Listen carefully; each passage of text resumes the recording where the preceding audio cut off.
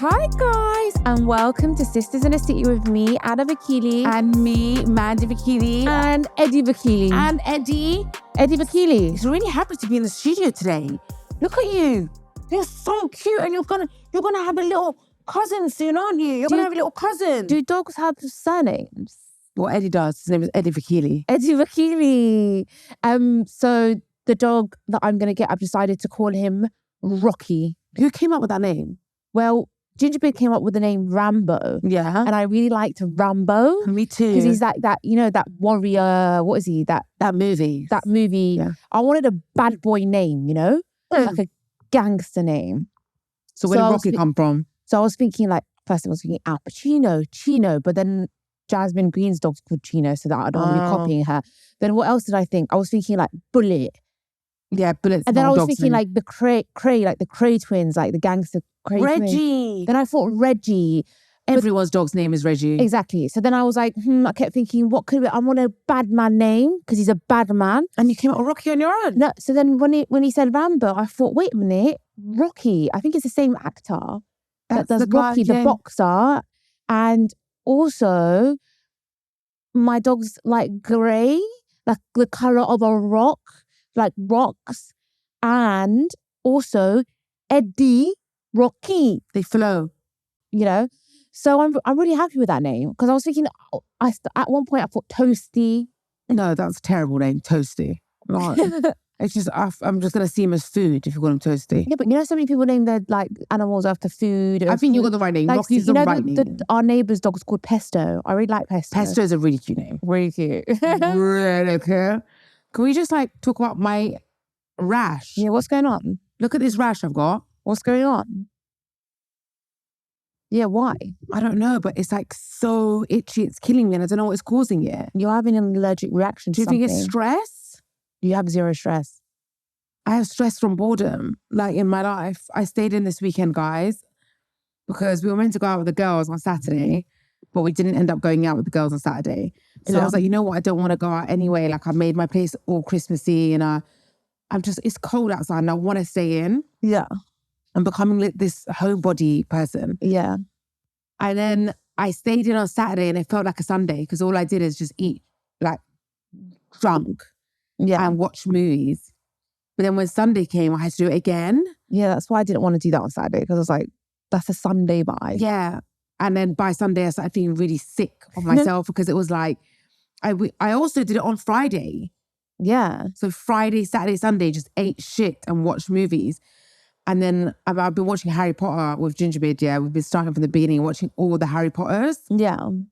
And all I'm dreaming about is Harry Potter. All I'm thinking about is Harry Potter. My life is Harry Potter. I watched 2 Harry Potters in one day, Anna. No way. They're 2 3-hour films. I really want to start the Harry Potters from the beginning as well. It's been so long since I've seen them. Years. I don't even remember. Really? Me and Gingerbread watched all the Harry Potters together 2 years ago. No. For me, it's been, I think, forever. 8, 9 years ago. It's been so long. I don't even remember it. So we should have done the Harry Potter marathon together then. It's fine. I'm a busy bee. Yeah, I'm not. I mean, I did end up going out on Saturday. I went with a group of people. And so a couple of them I knew and then some of the people I didn't know.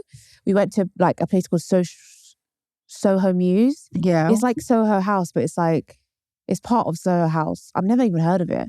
No, so we're not. How dead is London, honestly? It was a Saturday night and honestly, the streets are dead, the places are dead. And the people, do you know what it is? That's why I didn't want to go out. Do you know what it is? When I'm going out in London, I just want to wear jeans because everyone's so underdressed here. Yeah. Even in the nicest places, their hair's up fizzy, they're wearing jumpers and jeans. They don't I like to glam up. Yeah. And I always, even in jeans and a corset, I look overdressed. I know what you're saying. Yeah. I mean, so I was out. So the people that I didn't know, there was some people that joined us. It was a Saudi guy. Yeah. And then he had his Saudi girl come with her sister and join. And it was a very interesting interaction. I was just watching and chatting to them. I was telling them about my podcast. They were talking about what it's like in Riyadh. They live in Riyadh. They live in Saudi. But you know what it is? Saudis love to come to London. They love London. And then she was like, I've come here for a month. I'm staying for a month. Why would anyone come here? Huh? I don't know, that's what I was wondering. They love it here. And she was like, every day I do something different. And she was like describing like her life. You sure got some ideas of her? No, she was like, so like, I wake up, I was like, what's your favorite place to go to? She was like, Harrods.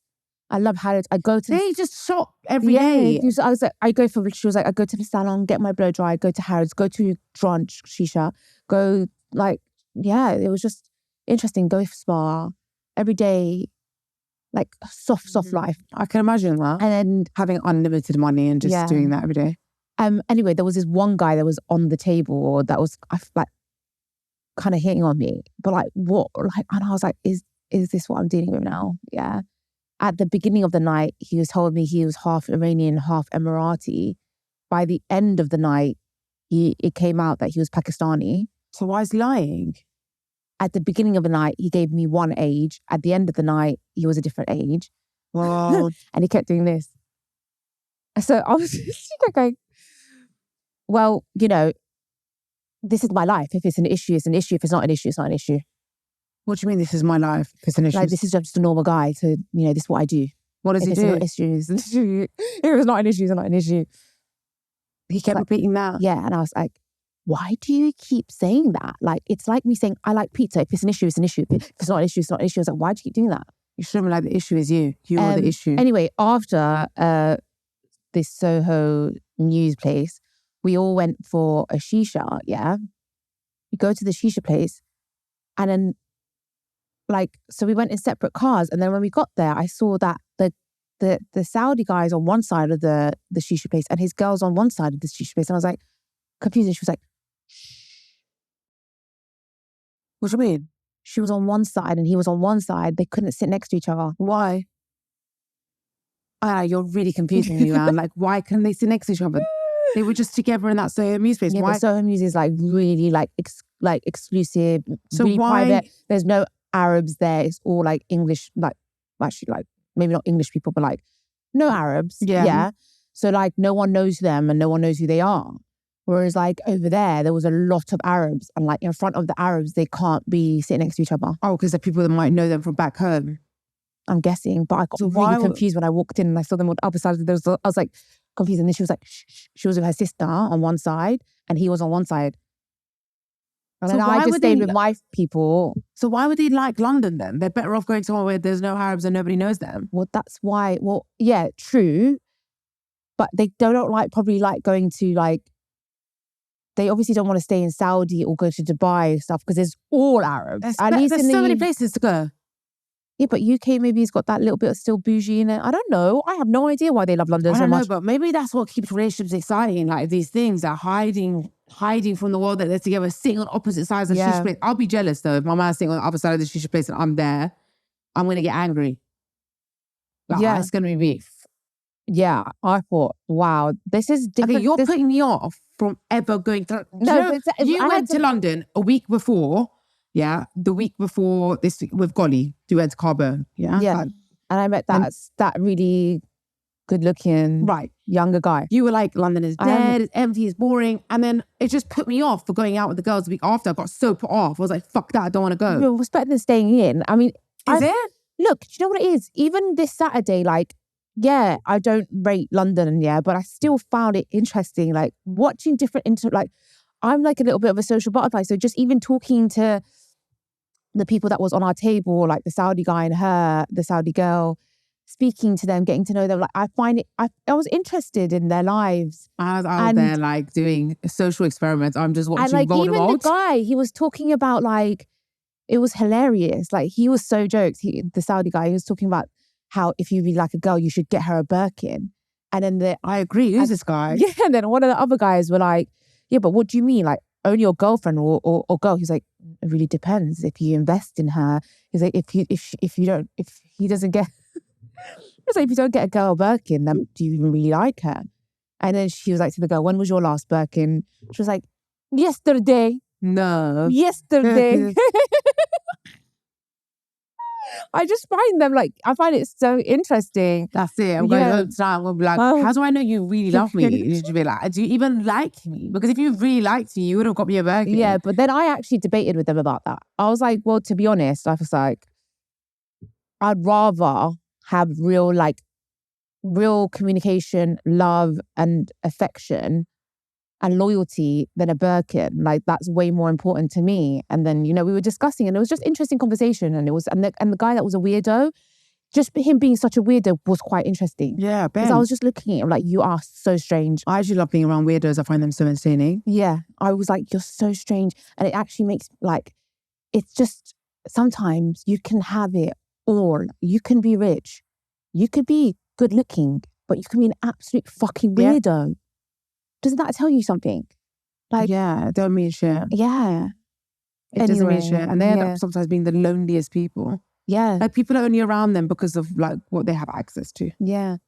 Tragic. Yeah. So it was an interesting Saturday night. The good looking guy that I was talking about, did I talk about it on Patreon? I think I spoke about it on Patreon. By the way, are you ever going to go on a date with him? Guys, subscribe to our Patreon. We have an extra episode every single week on a Thursday. Yes, you do. You also get all of these episodes completely ad-free. Are you going to go on a date with that guy that you met? Do you know what? I thought, even though he's younger, he's consistent and he's very good looking, I was like, maybe I should. And I was considering it. Yeah. But when we were chatting, he was like, so he said a few things that just put me off. Like what? Maybe I'll talk about it on Patreon. I'll talk about it on Patreon. Because we're going to do this episode today on... We are Why Men Love Bitches. So we did an episode... Wait, let me just double check it because I've written it down, but I don't remember exactly. We did part 1 of this episode 2 years ago in June 2023. Season 6, episode 4. Wow. Yeah, basic to baddie dating tips. That was the episode. Did we do 1 episode on it? We only did 1. Okay, and we never continued. And everyone loved that episode so much. And people have been asking for a part 2 for 2 years. And I just thought, what the fuck? Why did we never continue? So now you're in a dating game now? Yeah, do you know what? It's so important to refresh your memory as well, because even though I do follow a lot of the stuff in this book, sometimes you'll be forgetting. So guys, I don't know if you remember or if you watched the episode 2 years ago, but basically this book, is what got me in a relationship. I find it really cringe to say that, but it is. Yeah. Because when I first saw Gingerbeard, I really fancied him so much. I was like, oh my God, he's exactly my type. And when you really fancy someone, you can lose all game and you can lose all I don't know, strategy, 100%. You can't help it sometimes. You just can't help it. When you really fancy someone. So straight away from the day I met him, I had this book. And this is Mandi's book. And it's highlighted.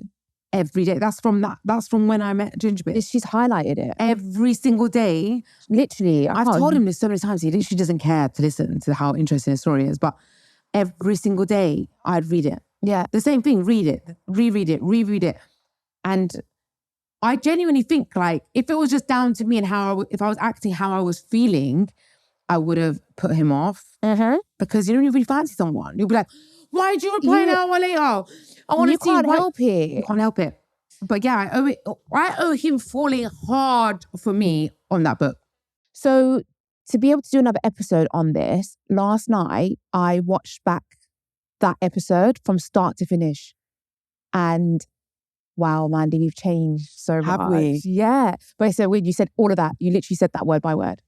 What? You literally said, for me to get into a relationship with Gingerbeard, I had to use the book. You said all of that. Did I? I've always been so honest. Yeah. And I mean, it was just weird watching that back. But I also feel even when you're in a relationship, you need to read that book.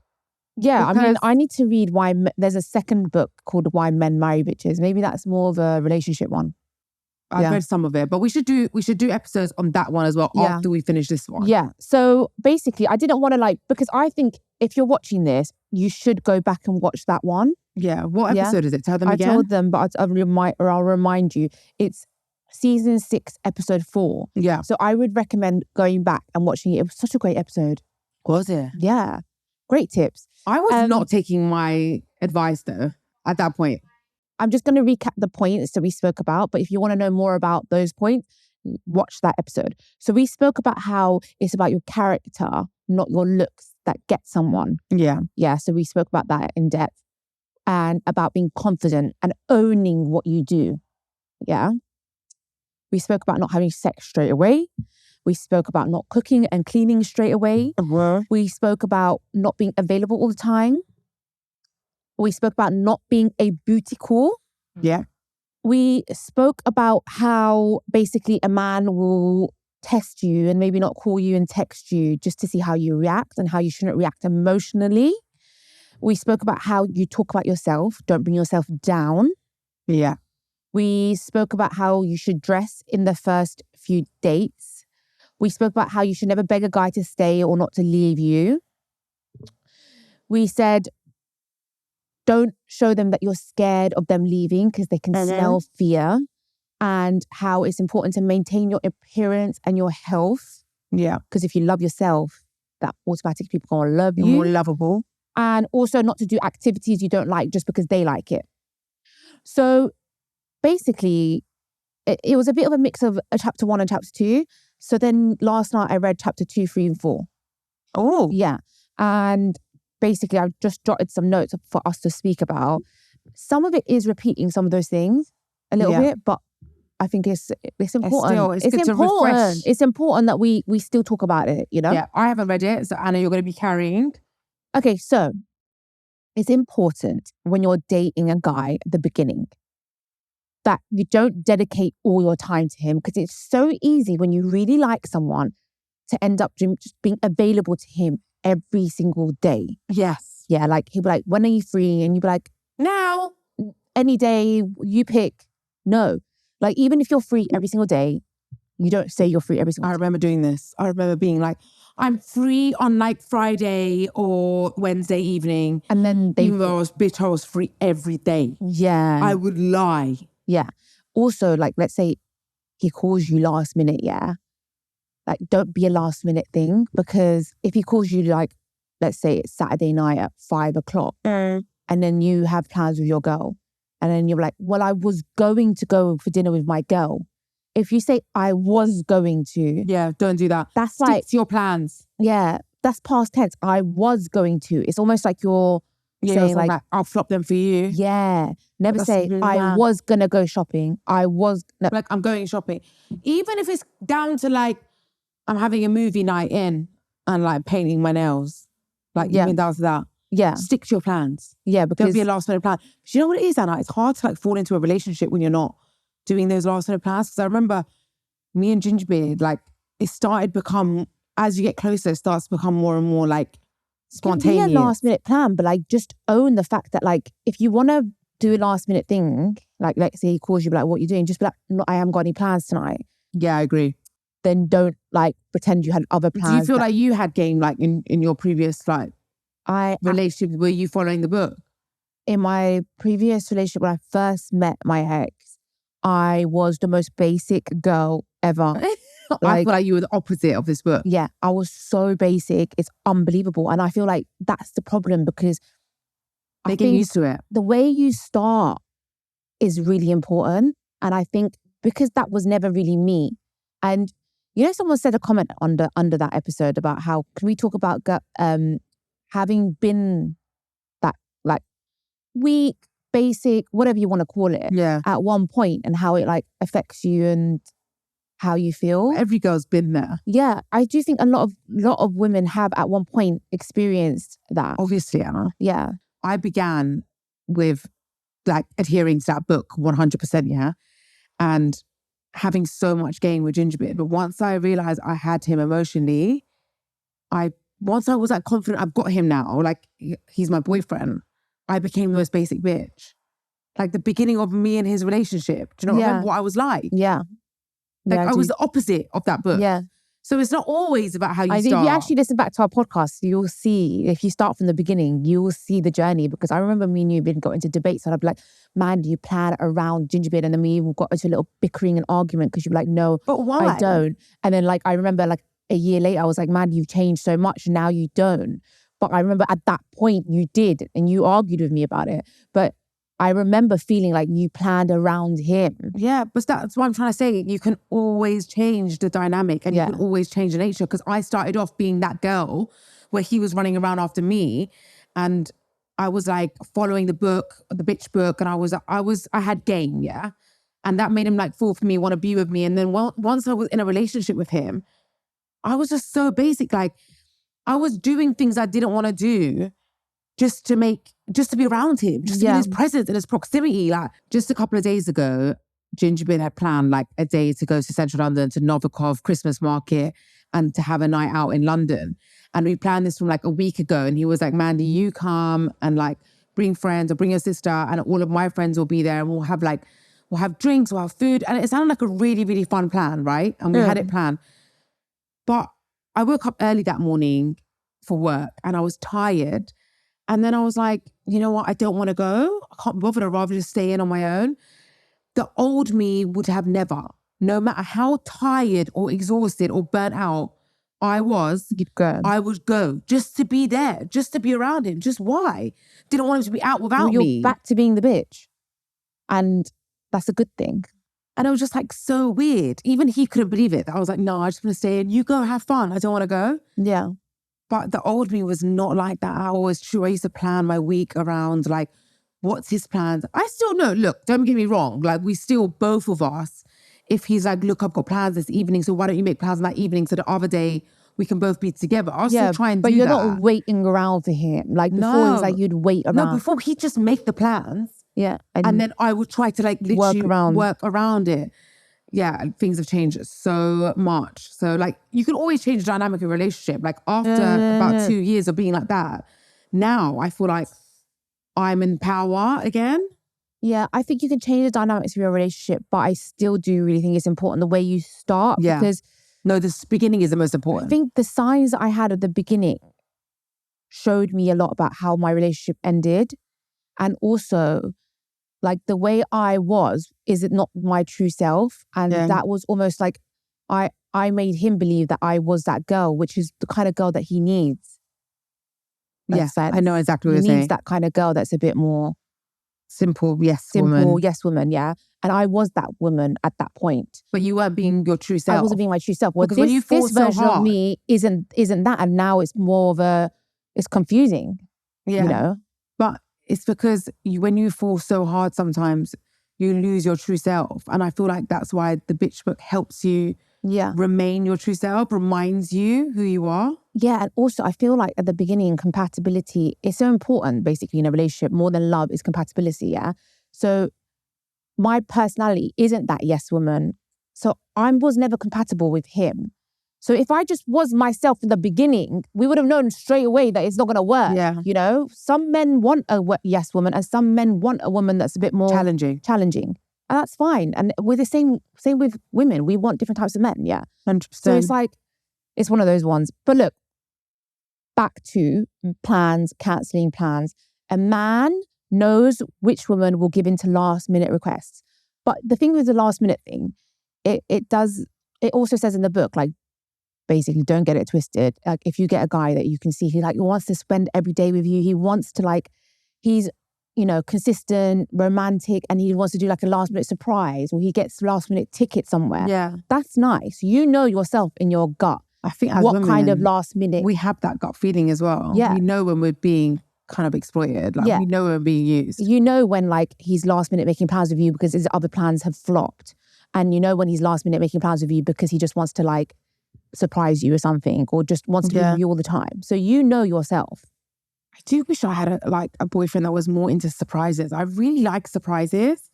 Gingerbeard's just not that boyfriend. I love surprises. Like to be surprised. He's just not romantic. I love surprises as well. He's not romantic at all. Yeah. I really wish I experienced a romantic boyfriend. He's got other things. Yeah, I know. So I mean, you just can't have it all, can you? No, you can't.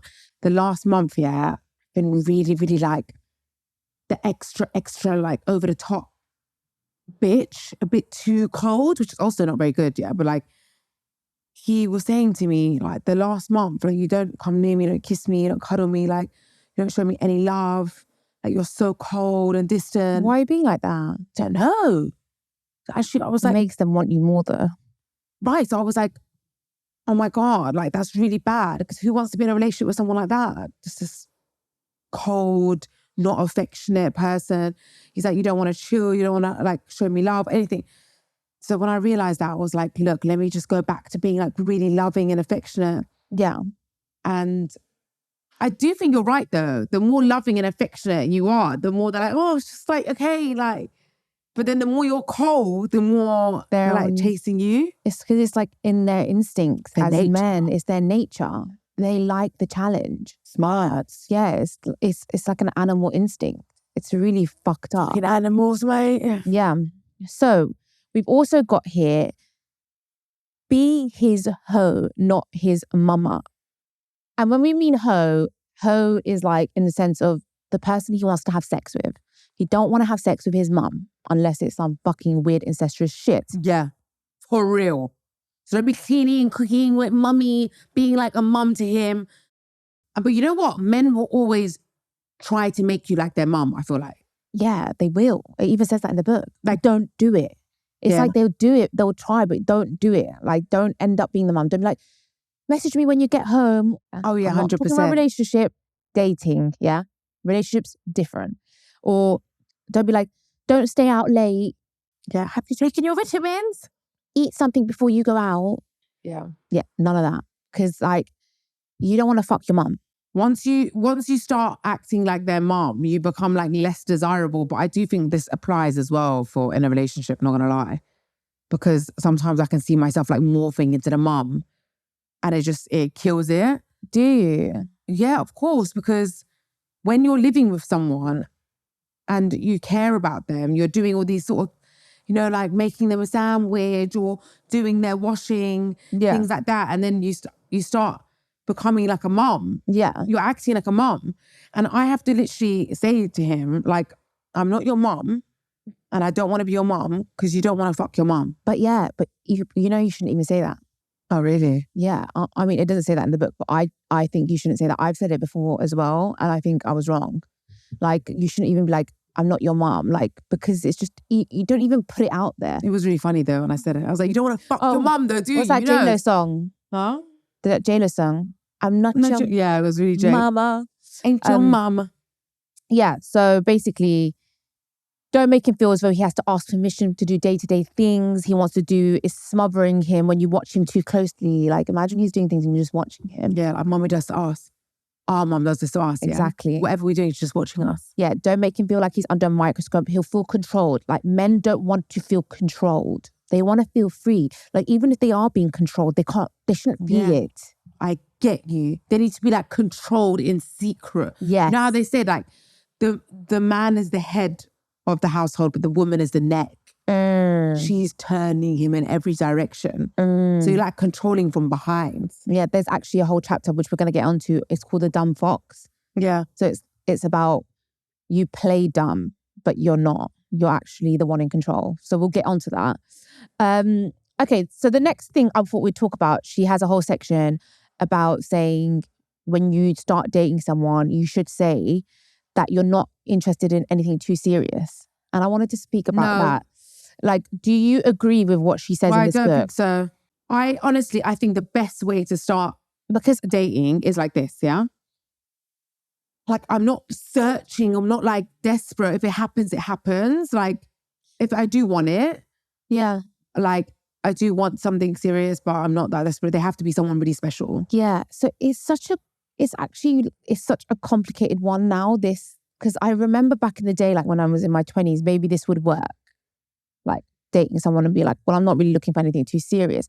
But at the same time, now I think I was wrong. And I think that's wrong advice. Because if you say to a guy, like, I'm not really looking for anything too serious, but you're dating him, you're kissing him, then he'll be like, so what do you want? You just want fun? Then do you really want to be fun girl? It actually says in the book to say, we're just having fun. I know. Right. So this is what I did with Ginger, because obviously I was living by the book. And Ginger wasn't even dating me. I did this with Ginger was dating the book. Yeah. Right? Like Ginger wasn't dating me. Yeah. He was dating her. Yeah. Right? It worked, fell for me, right? But I remember saying like, I just want to have fun. Like, I don't want anything serious. I don't want a boyfriend. Obviously for a man, that's like a challenge. Like, she doesn't want a boyfriend. She doesn't like me enough. Have to get her to fall for me, blah, blah. It does get complicated because if they start moving mad, then you can't really say anything, first of all. And then it became awkward because after a while I was like, why is this guy not asking me out? Yeah. But now Gingerbread uses this against me all the time. Does he? You said you just want to have fun and now you want to have kids, marriage, everything. Like, what happened to the girl who just wanted to have fun? He would just like go with that. Yeah. Now, if I ever say like, oh, like I do want to get married, I do want to get engaged. She's like, you just wanted fun though. You were the girl that never wanted marriage or never wanted anything. Yeah. He's like, do you remember? That's what you were saying to me, because I was saying to him, like, I don't want to ever get married. I don't give a shit about that. I don't care about getting engaged. I don't care. I just want to have fun. And now it's used against me. I feel, and in the book it says, if you want to scare him away, say you want marriage and kids. But I don't know. I think that if you're going to say to someone like that, you do want to get married and have kids, and it scares them away, then maybe it should, like, that's the right guy to get scared away. Does that make sense? I get what you're saying. Because you want someone it would have absolutely scared Gingerbread away. Yeah, same with my ex. No, he would have ran. Yeah, no, he would have jumped out of the third floor. So do you think she's right? What do you think? Maybe she's right, because even with my ex, I said I'm not looking for anything serious. I just want to have fun. I said all that, and then obviously ended up being really serious. So. But then now, when I'm dating, I can't imagine going on a date now and be like, I don't want anything serious. I'm 35 years old. Like, I don't want anything serious. Like, they'd be like, well, bitch, you're 35. What do you want, man? Like, what do you want? Like, you just want to be, I think you want to be a hoe for the rest of your life? 100% has to be an age thing. Like, yeah, that's why I'm saying in your 20s, you can get away with it. At this age, if I start going on dates, I'm not looking for anything serious. I just want to have fun. Like, bro, you just want to have fun. But you know, like even Gingerbread's single male friends that are like in their 30s, I think if they met a girl now who was like, I'm looking for something serious, they would entertain it. They would. Yeah, I think they would. Yeah. But if they were younger, they wouldn't. So I think this section of the book is very important with like age. Yeah. Because I think at certain age, if you start being like, well, I'm going to be 45. But then again, you could be a 45-year-old woman and you've had kids, you've been married, you're divorced. You're not looking for something serious. I do think you're more likely to get the guy to fancy you if you don't say, I want marriage and kids. Do you know what it is? Yeah. It's a middle ground. It's not the extreme of what? I just want to have fun, and it's not like I want to get married and have kids. Yeah, I think it's the middle ground, because I do think like a lot of men would respect you more if you're not out here just trying to have sexual fun or any type of like even kissing and not want anything from it. Yeah. Potentially. The reason why it's like attractive, for example, even you at 35, if you said to a man like, I don't want anything serious, have you ever thought about why it's attractive? It means that you're very content with being on your own. Yeah, which is an attractive quality, independence. Very.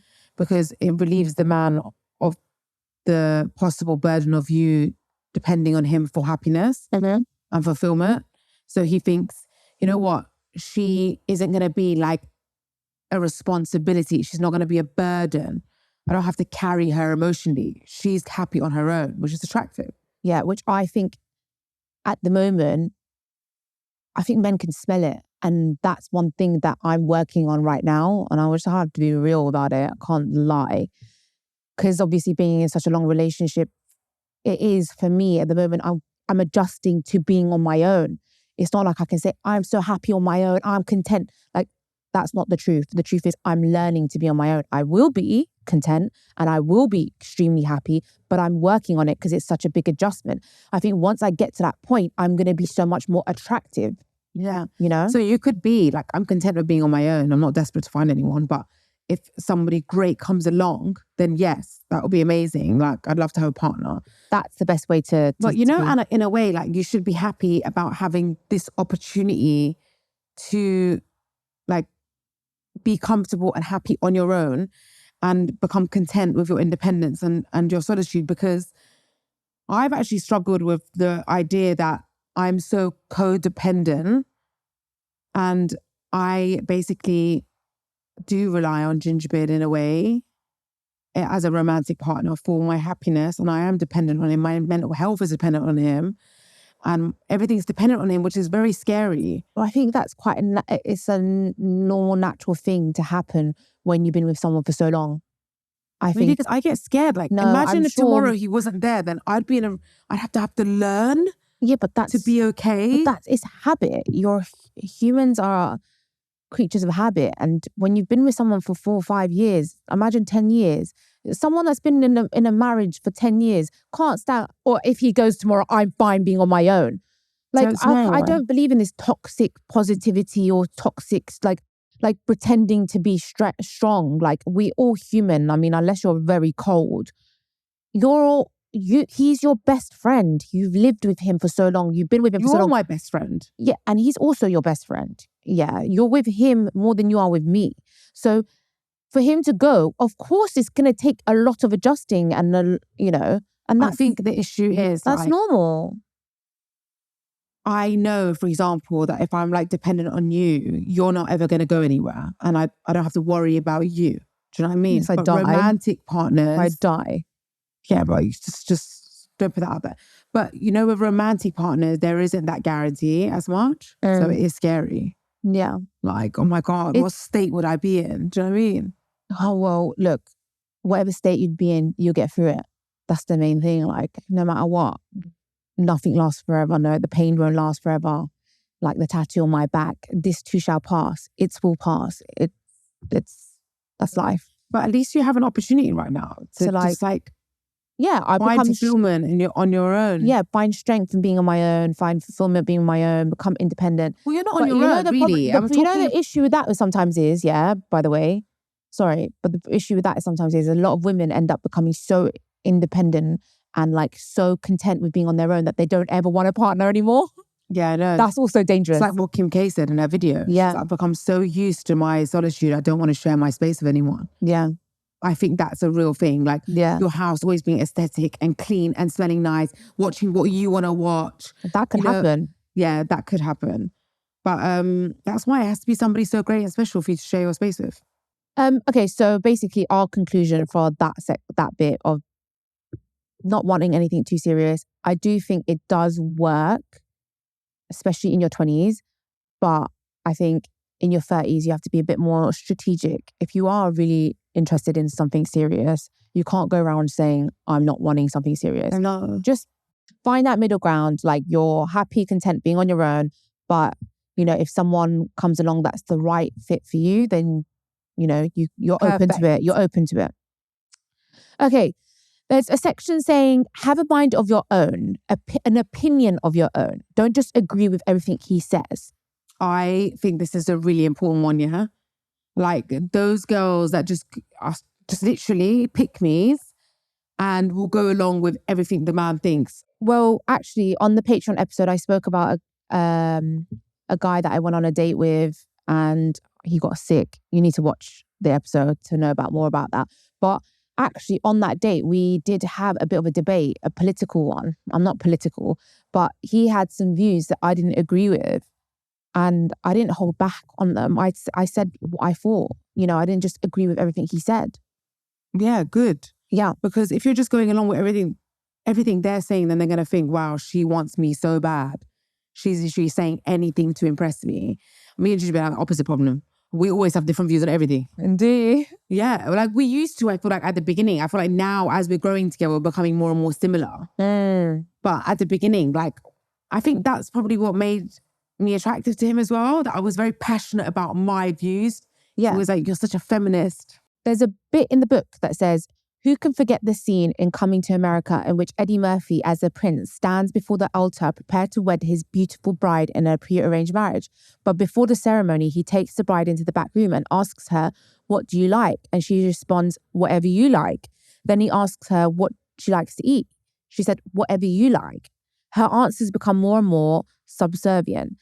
Then he tells her to bark like a dog and hop on one leg, and she does. And he realizes he can't go through with the wedding. A man wants a woman who has a mind of her own.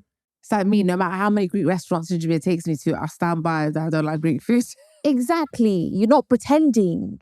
That's exactly it. You're not going to sit and pretend that you like it, just even if you don't. Yeah. Like, I'll be like, it's all right. Like, I'm not going to act like it's amazing. Like, no matter how much you say it's amazing, it's best food ever, I'm not going to agree with you. But with so many things. Yeah. Like he doesn't like Taylor Swift. I love Taylor Swift. Like, to be honest, we still do disagree on a lot of things. Yeah, like let's say you're going to watch a movie, right?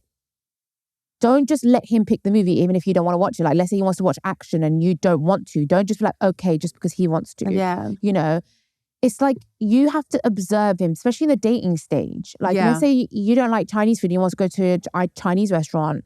Don't just go just because he wants to go. Have an opinion. Be like, no, I don't really like Chinese. Like, for example, if I'm dating someone, he wants to take me to a seafood restaurant. I'm like, I don't really eat seafood. So can we go somewhere else?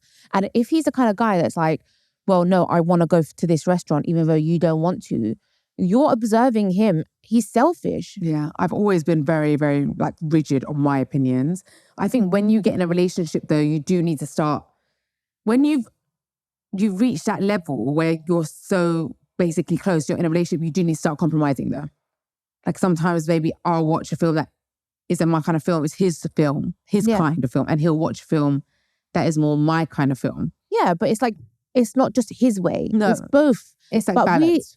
Dating stage, it's very important that in the dating stage that like he's trying to impress you. Yeah. I agree. He's trying to impress you and you're not just letting him do what he wants to do. You have an opinion. They find it attractive if you have an opinion. But actually, no, I don't want to go to that restaurant. I would want to go to like this kind of restaurant. Yeah. You know? And even now, like after all these years, I just can't stand watching football on the TV. Like, I don't mind going to a live like football match. When it's on the TV, I'm just moaning the whole time, complaining. Like if I'm in the room, it can't be on. Okay, well, you can't be like that. You're in a long relationship. It's like you have to sometimes just allow him to do the things that he likes as well. Oh, yesterday I was on my phone shopping and he's watching this Arsenal versus Chelsea, whatever. And then I'm like shopping on my phone and every single time there's something happens and he starts screaming and I jump from my chair like I'm having a heart attack.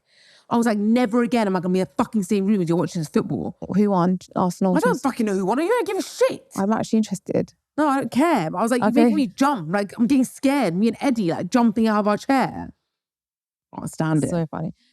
Okay, also in the book, it says that you should show that you have a taste for life. Yeah. So even if you're feeling really negative, don't show that.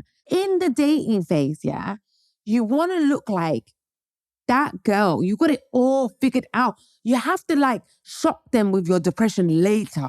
You have to, suddenly blindside them with this negative, depressed person you are. I remember I was having some bad days, some down days, some depressed days. Ginger would text me like, hey, princess, how are you today? Great, had a great day, so productive, going shopping with my sister and my mom, having such a great day. Oh my God, I love life, it's so much fun. Yeah. I used to lie through the skin of my teeth. Yeah, you have to. I did. So it says over here, when he asks you on the first date, what do you like to do? Don't shrug and say, stuff. You don't need to say you like bungee jumping or climbing mountains. Because I always get this as well, like on dates, like, what do you like to do? And I'm not, you all know, I'm not a sporty girl. I don't go to the gym. I don't do sports. I don't even read, So it's kind of difficult for me to answer that question in a way where I show I have a taste for life. But I do. I still do. I say it with passion. Like, I love murder documentaries with passion. Exactly. So it says here, show me you have an appetite for life. It's all in how you describe things. Yeah. So if you say, I pick up, occasionally I pick up a book. This is not the same as, there's this amazing book I'm reading by Susan Faludi. It's so intriguing. She's such an incredible writer. Right. It's how you say it. It's how you say it. It's how you describe it. So I'm like, I love podcasting with my sister. We talk about our lives. I do this. Yeah, I do this. Like, I still do this. Passionately, I speak about my podcast. I passionately speak about spending time with my family. Yeah. I passionately speak about shopping. Yeah. Just be passionate about your life. Romanticize it, even the little things. Yeah. And I think that's one of the things as well that like really made my ex fall in love with me is that I would romanticize life a lot. Like Christmas, I would do the most on that day. Like he'd wake up to like a spread of breakfast and I'd film him opening presents. Like I would make things so special.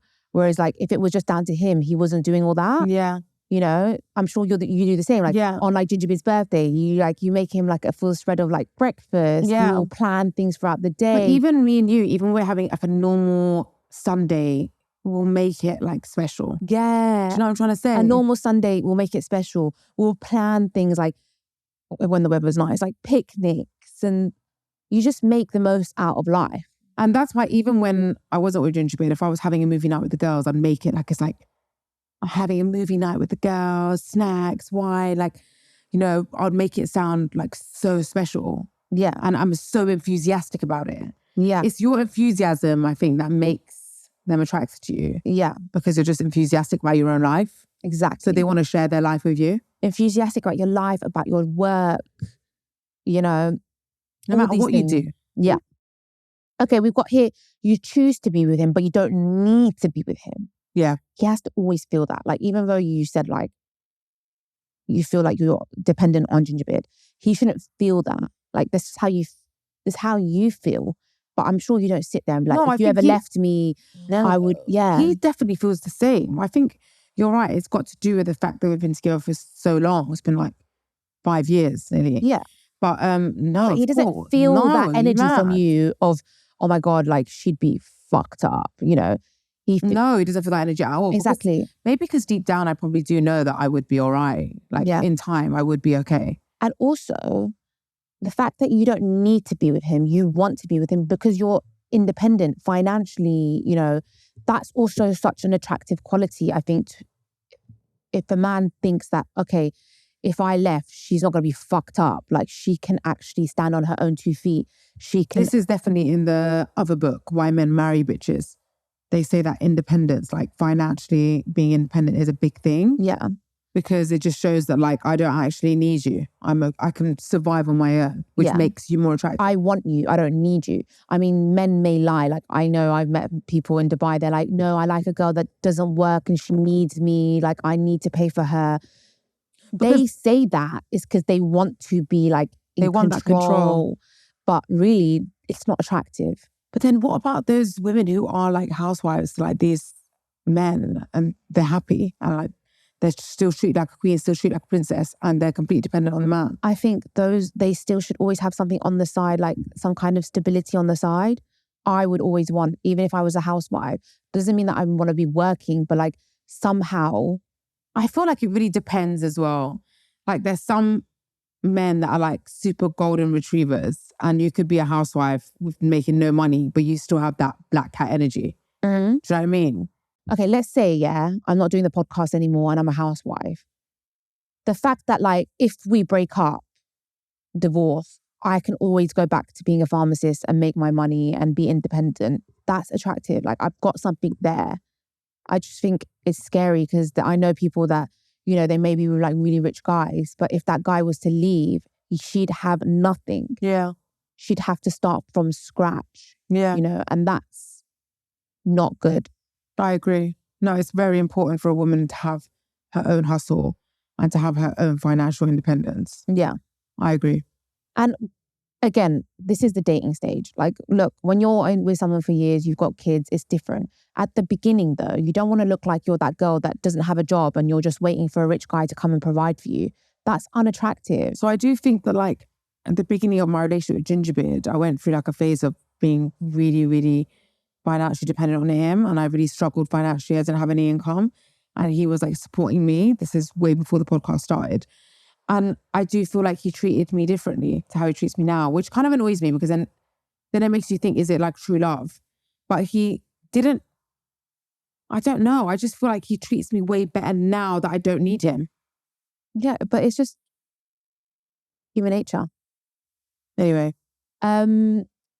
There's so much more, guys, that I had written down that I wanted to get through about the dumb fox. So I thought we'd get through it in this episode, but we haven't managed to. But that's all about how, like, you should stroke their ego in a smart way. Like, it's all about how a man likes to feel like a man. Like, they want to feel manly. And the dumb fox is very smart with the way she will, like, stroke his ego.